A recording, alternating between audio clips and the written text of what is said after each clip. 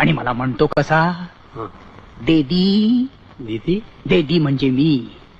हा. लहानपणी मला तो देदी म्हणायचा. मला म्हणतो कसा, याला काय म्हणतात?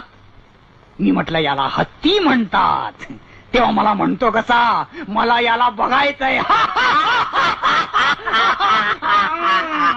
त्यानंतर मी काय केलं असेल? मी नव्हतो तेव्हा तिथे.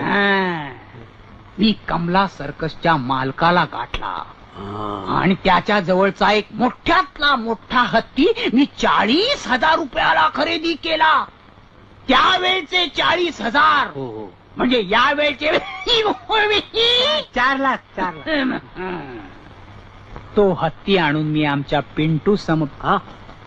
पिंटू, लहानपणी मी त्याला पिंटू म्हणायचो, हा हा हा. गोड नाव आहे. त्याच्या समोर उभा केला हा.